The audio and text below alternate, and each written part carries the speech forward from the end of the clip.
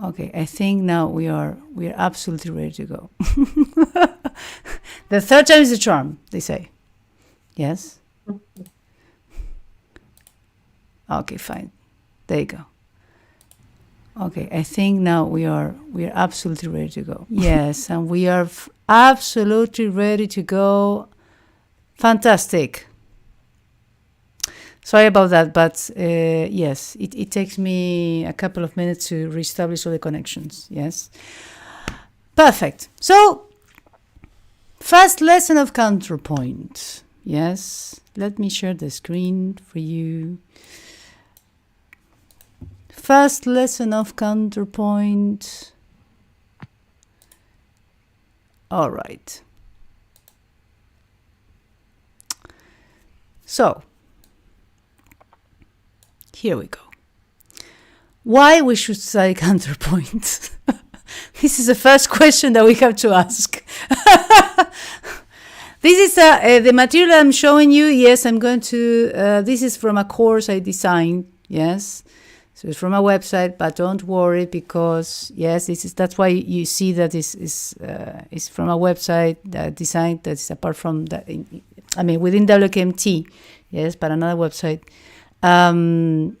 But I am going to make an article of this and it's going to be published in the blog. So you're going to receive the information all the same. Okay?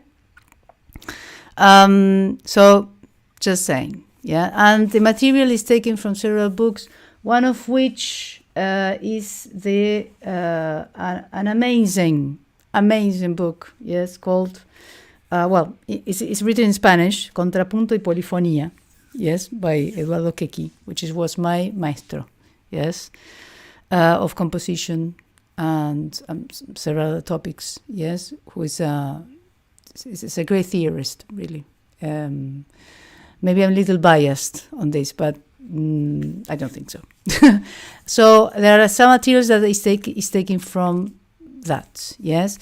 So when we say counterpoint, yes, we usually relate counterpoint with Bach, right? Johann Sebastian Bach. Or we relate maybe from the counterpoint to Renaissance music, yes? Now, let's start from the simple question. Do you know exactly what counterpoint is? It is the horizontal and vertical relationship between lines of melodies. Very good definition, Panaritos. The rules. Sorry? There are the rules of the polyphony. Well, there were, as we said, as we said last time, poly, because Panaritos, from now on, it will be, you know that you're going to be the one that explains all the Greek terms. This poly means many, and phony means voice. Okay, there you go. So yes, there of course are the rules, but the rules are the crystallization of an idea as well, a structuring factor, yes, of an idea. What Panetti said, and you said really well, yes, is the horizontal and the vertical organization of the music. Yes. At the same time, yes, in which it teaches you, yes, how to have control horizontally and vertically, yes, and by layering several lines, they discovered that there was a vertical component, and from which harmony, it came to be, yes. So the harmony is the vertical, yes, and then the harmonic expanded, being the structuring factor of areas of music, yes.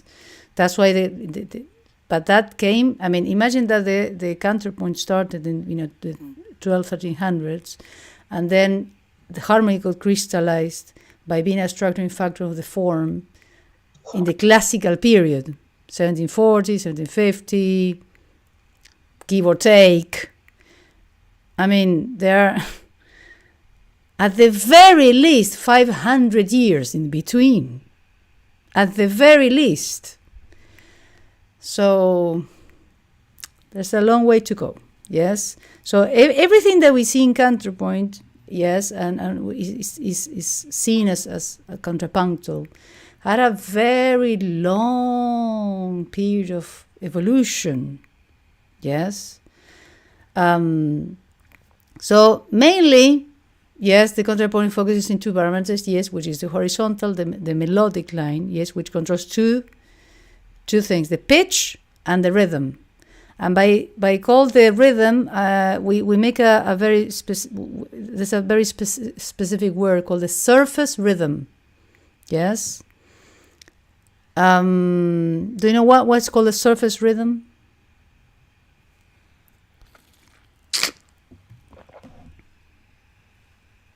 When I say the surface rhythm, it's the rhythm that we know. Yes, the note value. The reason why it's called the surface rhythm is because under it, there's a beat. Yes? The beat is the continuum. Yes? But it's not seen. Yes? On top of that, when I say seen, you know that we don't see it. Yes? But it's not perceived. Yes, as such. It's what is perceived by the ear, along with the pitch, is a surface rhythm, what lies on the surface. Yeah, that's why we make a difference between what a surface rhythm is, yes, which is a rhythm that we know, yes, what they consider to be the note values, that they're on top of the continuum, which is the beat, yes. So by learning different melodies, you have the vertical aspect that emerges, and then that was called the harmony. Yes, they saw that there were certain convergences in the music. Yes, that was needed. Yes, to clarify the form, such as cadences. That was the first concept of harmony. Harmony is a structuring factor. Yes, a structuring factor is what clarifies the form of the music, is a punctuation mark. The first one was a cadence in which, among all the polyphony, all these vertical lines that were intertwined, they needed a convergence. They needed to fall somewhere. That's why the word cadence comes from cadere. Cadere means to fall. Yes, so all the polyphony, all the lines fall into place. That creates a punctuation mark, which after that we'll call harmony. Yes, because the vertical aspect, all the voices converged and then carried on in polyphony. The technique that allows that to happen, allows the polyphony to happen, and I think Panayotis also gave a very good definition between polyphony and counterpoint, is the technique is the counterpoint, the punctum contrapunctum, yes.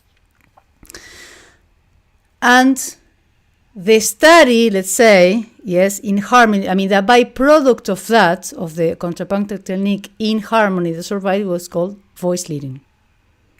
It's a byproduct of the contrapunctal technique, yes, which is like the simplified version, yes, of the counterpoint, yes. That's why in harmony, you see a lot of things that are connected by counterpoints. Oh, but I see it in harmony. No, actually what came first was counterpoint, yes. Then there are certain rules, more or less to organize the verticality, that survived, let's say, is still applied in harmony, yeah.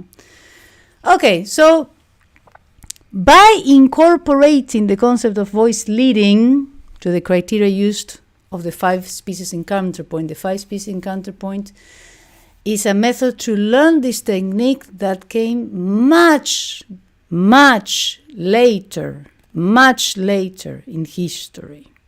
Yes, it's a method, yes, to learn a technique that, again, yes, lasted for hundreds and hundreds of years, yes, which are 5 species we're going to see how they're related, yes, how they work, and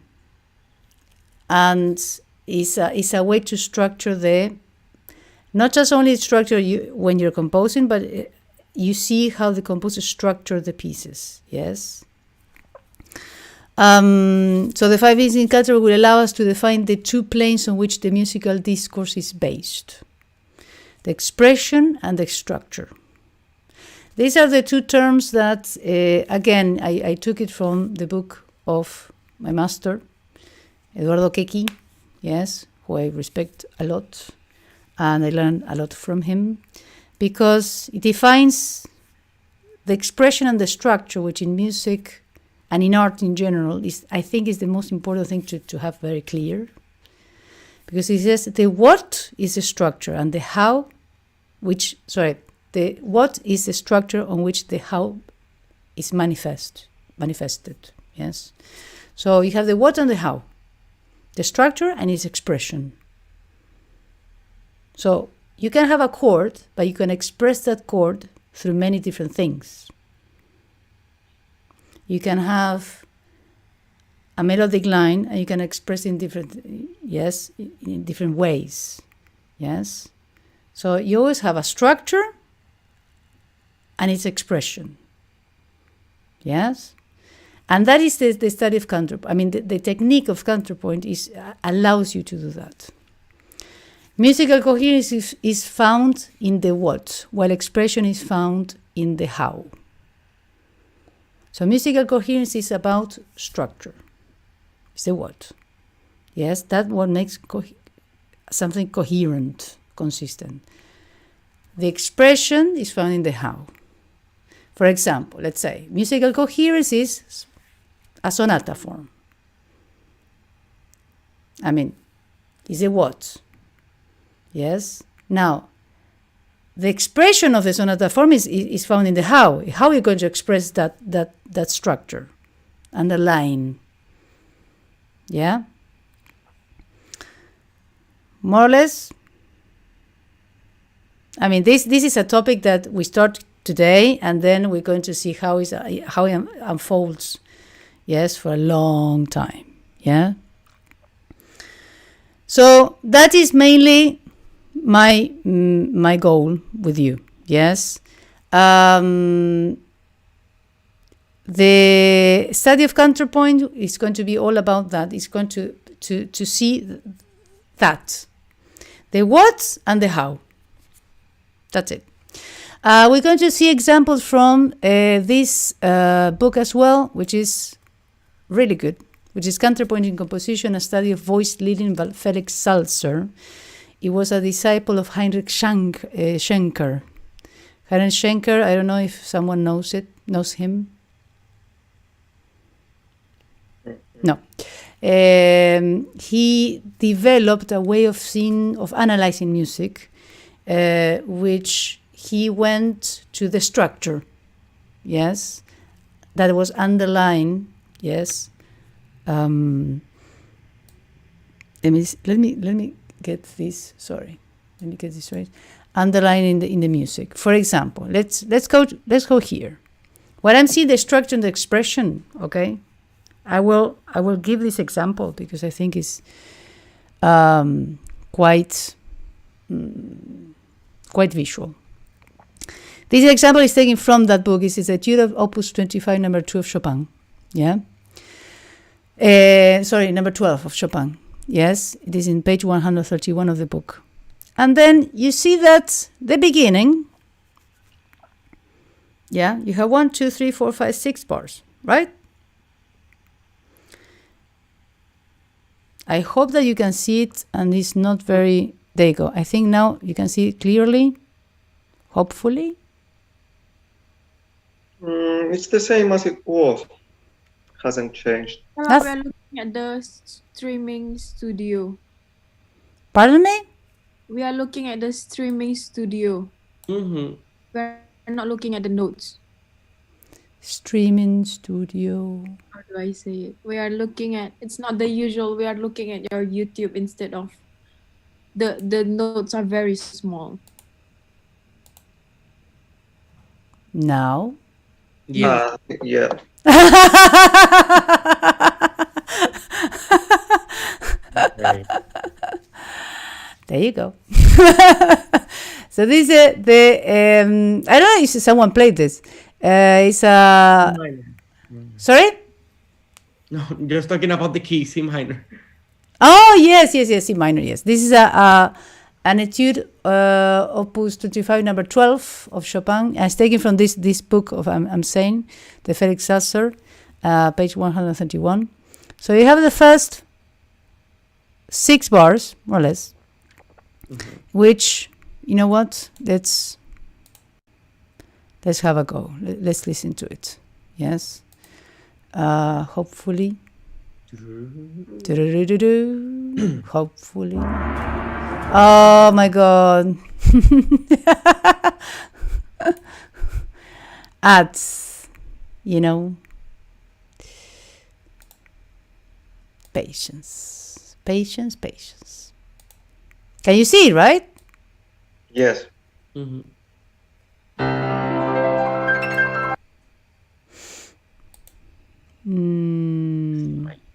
Is this one? No, wait. Chopin. Etude 25, number 12. This one, actually.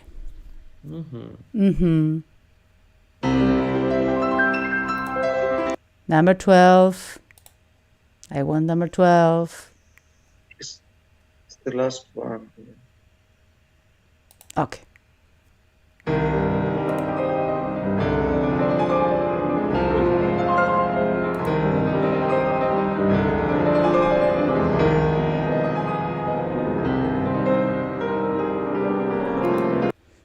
Just listen to it.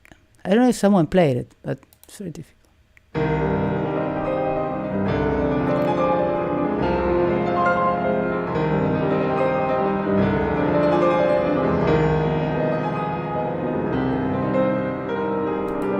Up to there. Yeah.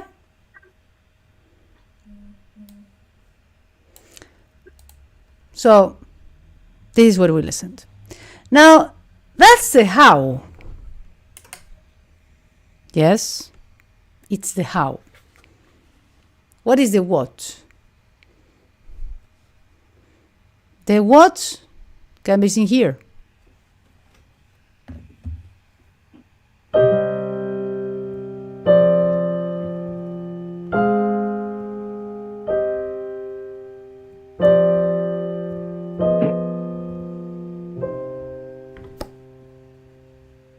That's the structure. If we go beyond that, we're going to have the B.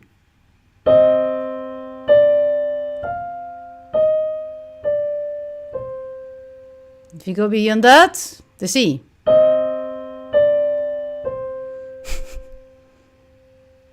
That's it. That is what Heinrich Schenker designed, by the way. Yes. It's a system that went into purely the structure. Yes, the essence, let's say. So naturally, if you want to create a piece, we won't create it from the C. I mean, the C is the structure, is what brings coherence. Everything is about an E flat going to the C upon a pedal of the C. Now, if you do that, you wouldn't have I mean, it's not much of a piece, right? Because it doesn't find its expression, right? So the study of how to combine, how to see, let's say, how to build, how to analyze, yes, a piece from the structure to the expression, from the structure and its ornamentation, let's say, is a study of counterpoint. Because in counterpoint, you start from pure structure, note against one. Then the second piece is going to be 2 against 1, in which you introduce the dissonance, the movement. Not the dissonance because it's bad or ugly, or it's a movement. A dissonance represents movement in music. Yes, because every time in the, I don't know if you have you studied counterpoint before? I used to. Yeah. Well, just ask me naturally with me. I mean, I mean, come on. Okay, but that's mainly it. Is how to see, what to see. Let's say, yes. In this case, is from all the expression. You have something that is structural. Yes, to know the difference with what is structural, what is not, what is ornamental. Yes, that it brings counterpoint. Yeah. There's another example. This one. Let me see if I can open it.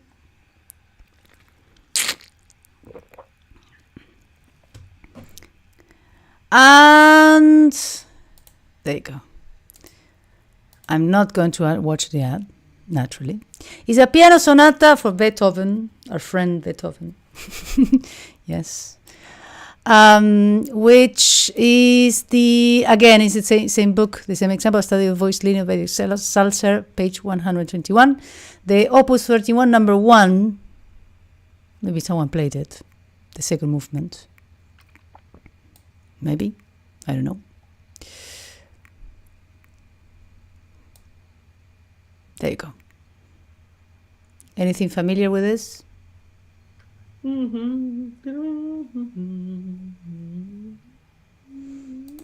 Let's see. Second movement.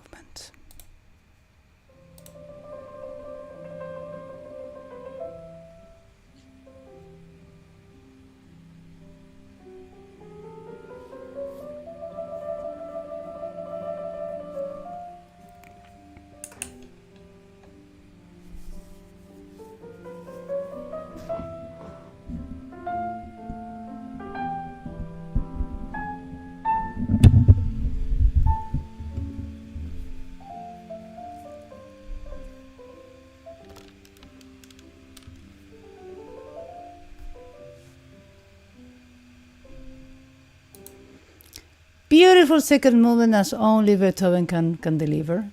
That's for sure. So you have the expression, but if you go to the B point, yes, what will we have? We have the structure. If we play just this,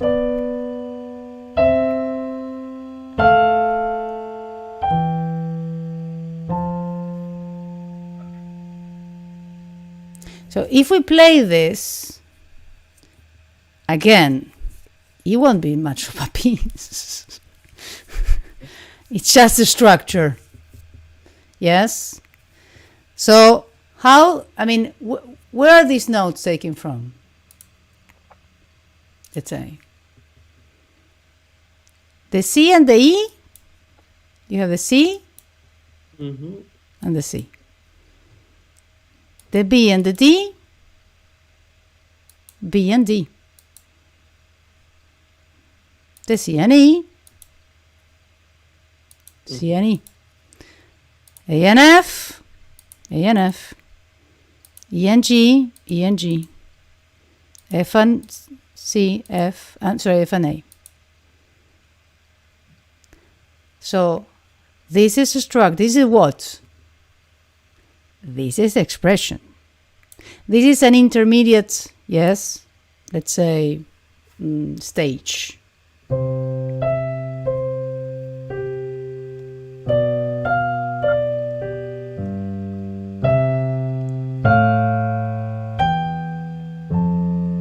You see that you can still recognize. Yes? So that's an intermediate step. So from what you see, yes, because when you're playing a piece, let's say, it's very hard to notice what is structural. Yes? It's very hard. The intelligent, interlegere, again, You see between the lines. Yes, because you encounter this and say, okay, what's the deal with this? What is important? Yes, what is not important? Yeah. So that is why we study counterpoint. It's just beyond just saying it's not just a bunch of rules of 5 pieces in which, okay, the first note against 1, 2 against 1, 4 against 1, suspensions, and all together. That is what generally is taught. Yeah, it's beyond that. Yes. So that is the aim, let's say, of these lessons. Yes. Because it's not only for composers. Yes. As pianists. Yes. I always insist on this. You will take much profound decisions if you know this. Even if you don't compose a single note in your life. Yes, but when you play, you will discover what lies behind the simple notes, and you will take decisions upon that. Yeah, because sometimes I think it's quite common, I will say, quite common, that pianists take decisions based on the apparent, based on the ornamentation, not on the structure. And there are certain notes that they are, if you know this technique, let's say, yes, you will discover what is truly structural and will make decisions upon that. Yeah. Okay, so this is something that I would like to read, which is taken again from the book of Keiki, because when we study something, whatever we study, yes, it is a huge undertaking. Yes, when we study a piece, when we play a piece, it's not just playing the notes. Yeah, is trying to bring back through your paradigm music that was written from a completely different context. It's a constant transformation. Whenever you play something, you bring it back to life. Yes. So, historical context in our study is not just about counterpoint; it's about general things. I dare say. Today, it is unlikely to achieve an exact musical result from a specific historical period, apart from being a completely useless undertaking. A composition in a purist style only allows a result that is at least contrived. The world on which a language is created belongs to it. Wanting to include ourselves from the outside, with expression typical of a bygone era, allows us to obtain a false copy that lacks all property and authenticity. This last statement means that we must know from our worldview the elements that have created different expressions and syntax. Because this knowledge allows creating work methodologies applied to musical discourse, the exercises that illustrate the conceptual contents here are not intended to resemble the periods where these procedures reigned, but rather exemplify from the outside, paying respect to the principles on which they are based. We take advantage of the context by working on it rather than recreating them. The most important thing is the elaboration of certain concepts that can assist the creation. Just as on more than one occasion we've seen works that apply these concepts, adapting them, without being similar to the expressions that have been used in the past.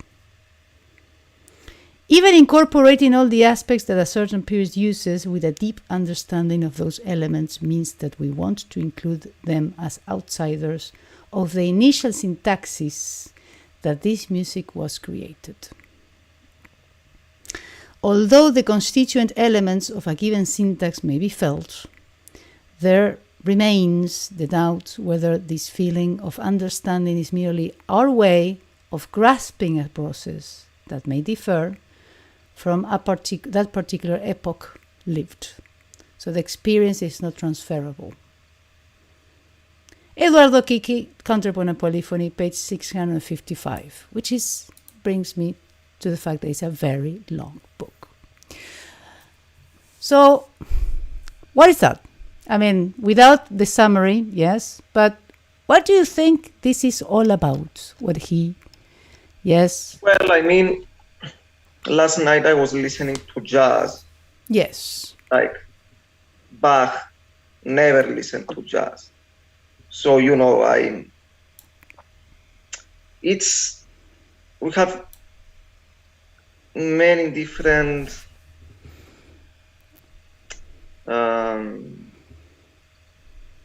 how do you call it?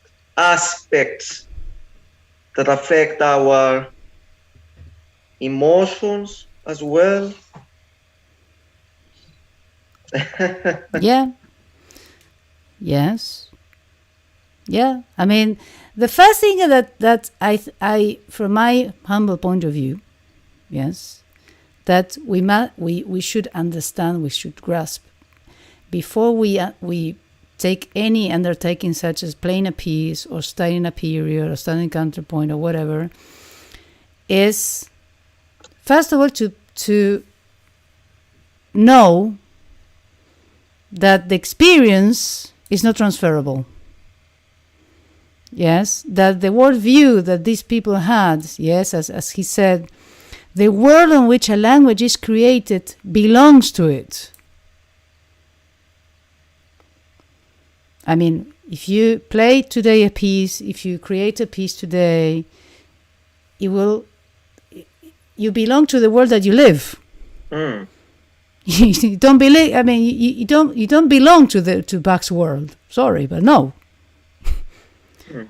Yes, and the experience is not transferable. You cannot. That's why it says it's a useless undertaking to achieve an exact musical result from a specific historical period. It's a useless undertaking because the experience is not transferable, because the language that was created belongs to it. Yes. Wanting to include ourselves from the outside with expressions typical of a bygone era, a era that is gone. Yes. Allows us to obtain a false copy that lacks all property and authenticity. If you want to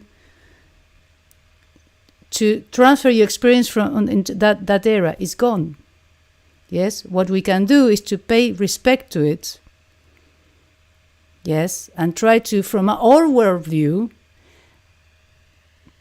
knowing, acknowledging that we are outsiders.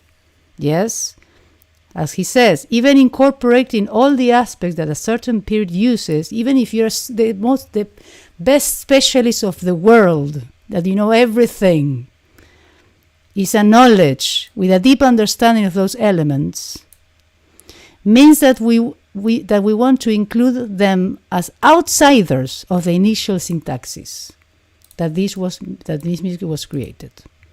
So first of all, maybe you don't agree. I'm not saying you should agree. I'm saying No, I really. Can I ask a question? yes, all the questions you want.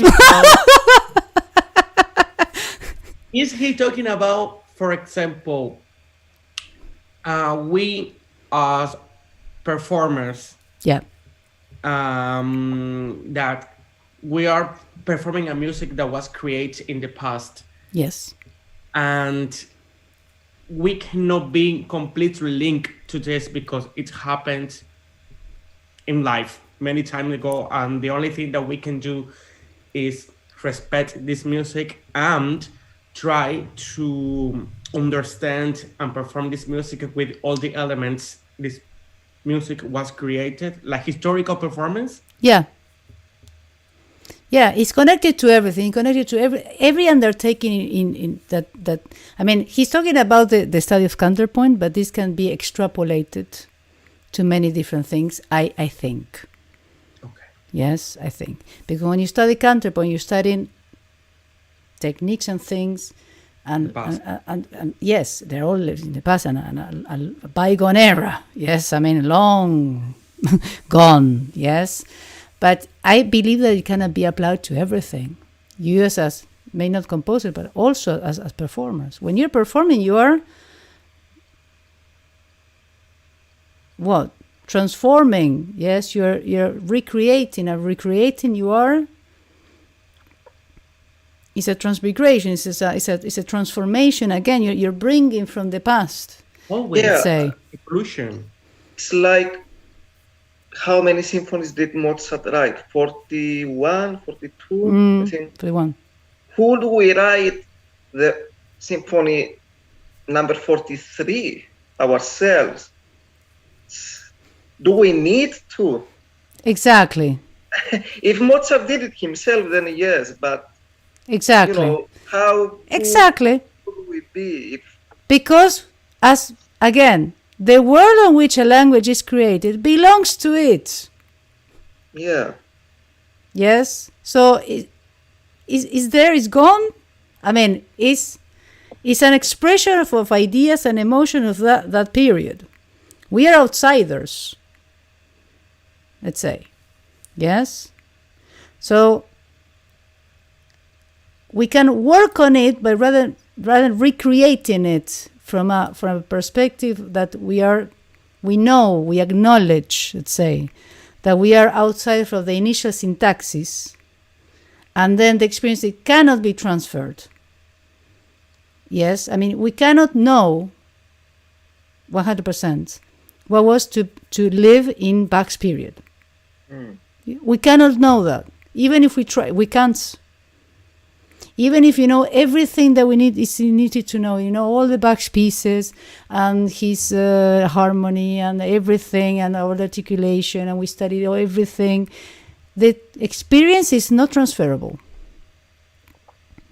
Yes, so the only thing that we can do is, yes, a deep understanding about all the aspects, yes, that they were used, to include them, but from a different worldview, acknowledging that fact, let's say, paying respect to it. Yes, that's for sure. Yeah, because yes, Joaquin. And even though we're talking about the past, for example, if I'm going to perform a piece by you as a composer, I think we can apply this too, because you are alive, but it's a music that it's from yourself. And I think I have another experiences. And when I'm going to performing this music, I'm recreating this. But even though in this same time. Yes, exactly. Yes, absolutely. Yeah, I think so. Yes. Yeah. You can, I mean, that's why the role also, that's how I wanted to also to connect it to the role of a performer, because it's so important, I think. Yes. The composer lived an era, had a worldview.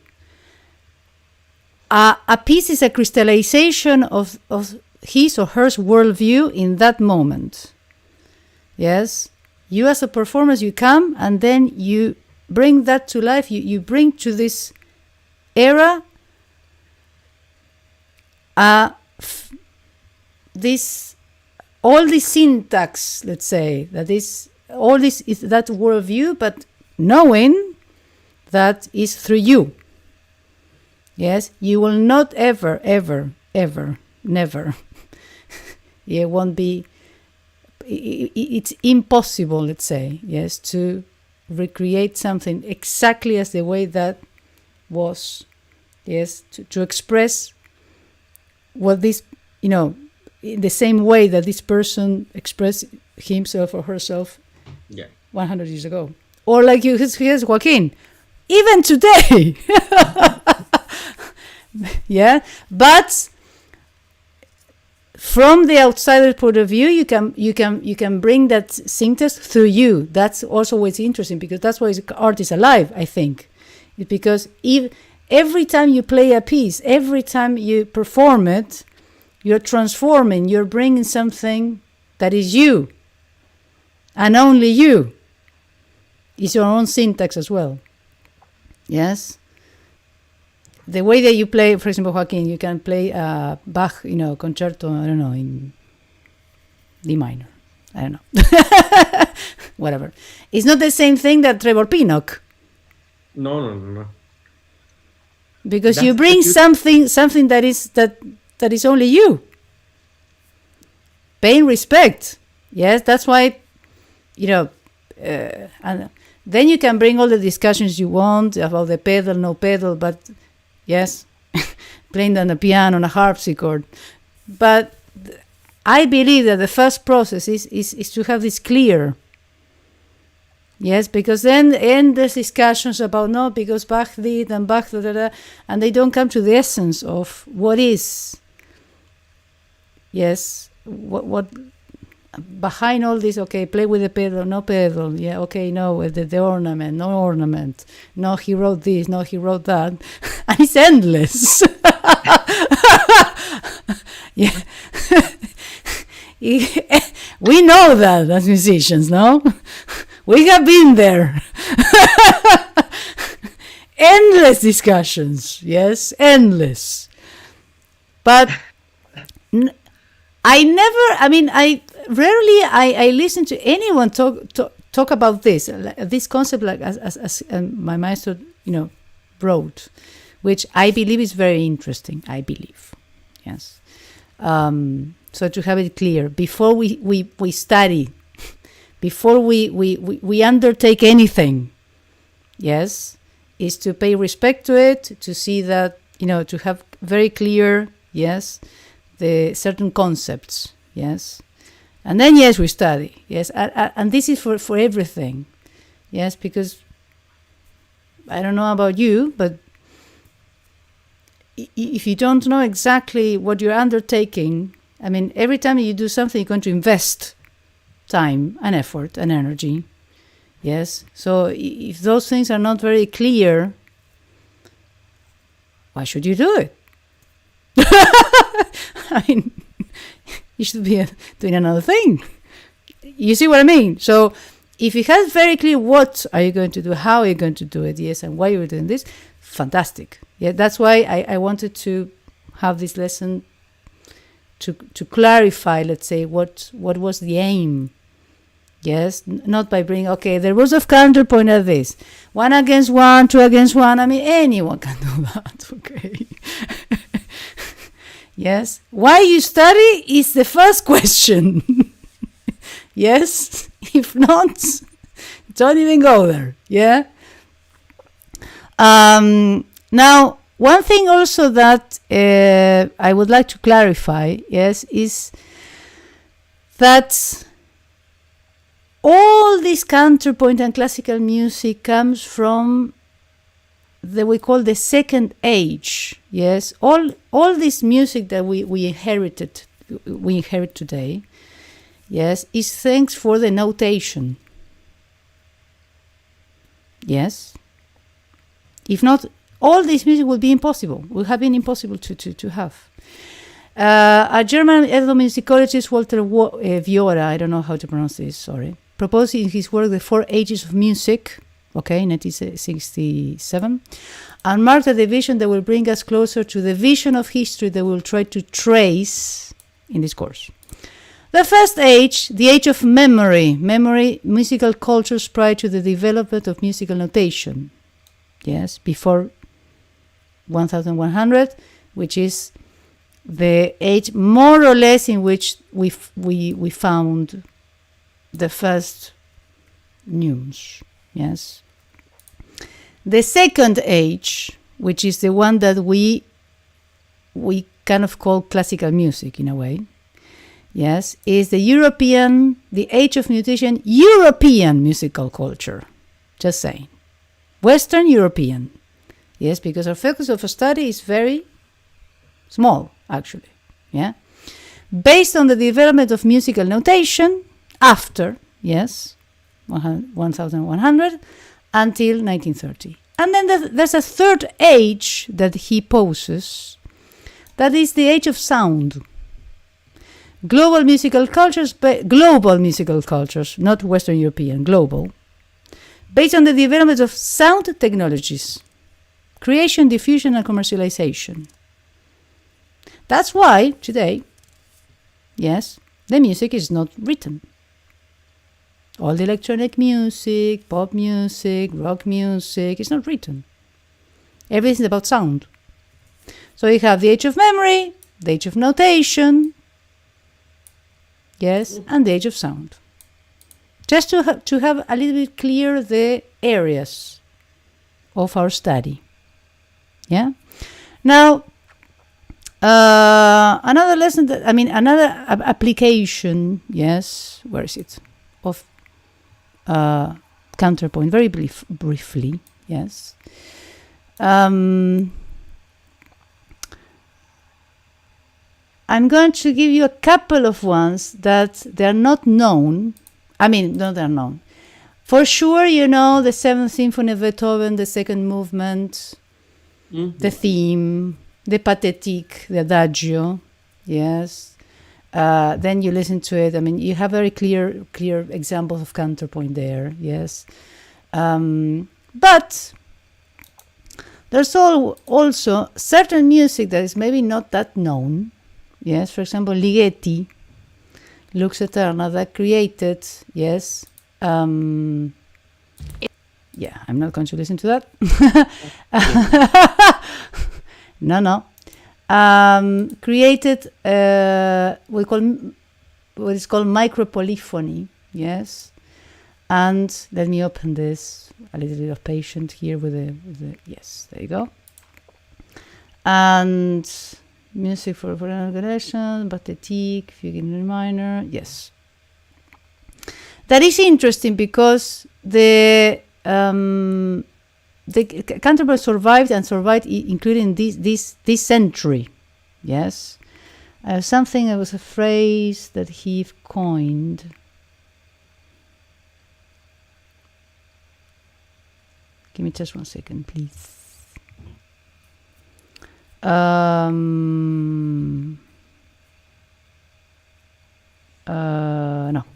sorry. Oh, yes. The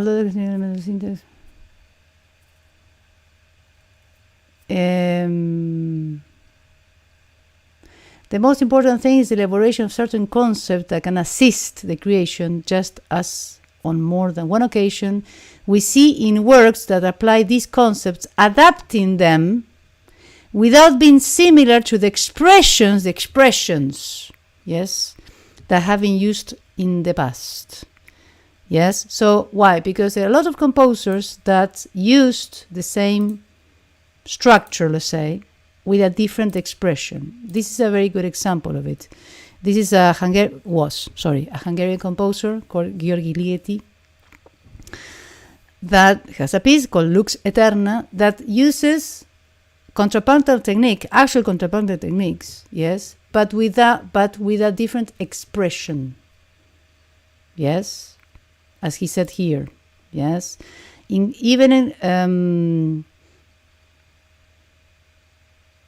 elaboration of certain concepts that can assist the creation, another composition, just as on more than one occasion, in this case, this example, we see in works that apply these concepts, adapting them without being similar to the expressions that have been used in the past. So, why? Because this piece uses polyphony and counterpoint, hence the result is polyphony. And you're going to see, I don't know if you know this piece. Do you know this piece? No, I've never listened to it. No. I am quite sure that you're not going to listen to any hint of Bach here. Yes, we're not going to listen to everything, but just to listen to the first minute, you will see why.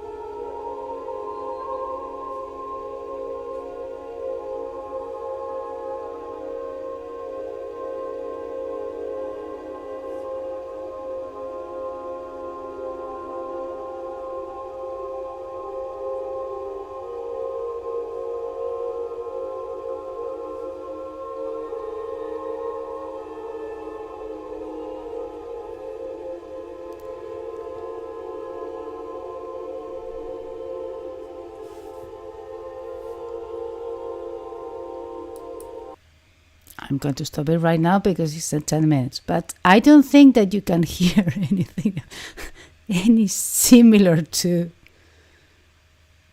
Bach. But this is a canon.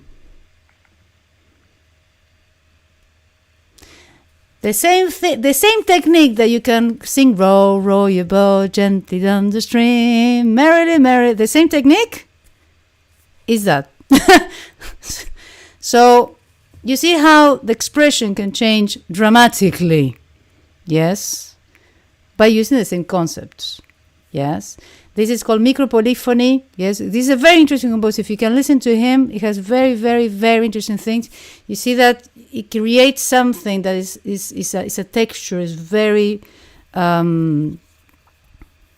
tactile texture, let's say, yes, with voices and with semitones, yeah, and they're intertwined. But there's a canon, yes. The same thing or similar example with Steve Reich, American composer. One piece called Proverb. He's still alive, by the way.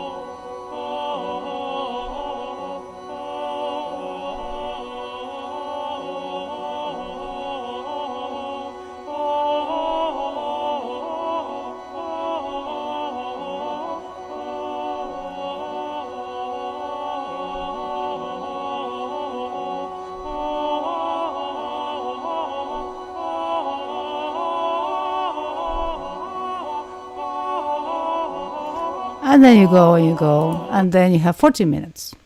Yes? But among all the pieces I could present, yes, because we have,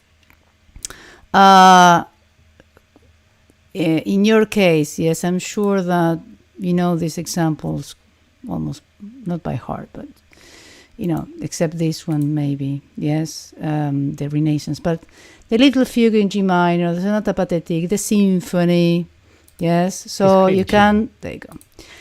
You could relate this to counterpoint, but this is also counterpoint. This technique, yes, oh my God, come on. It was a canon too in the beginning? Yes, exactly. Yes, it's a technique that was used, the same techniques used by Bach or Renaissance, music, yes.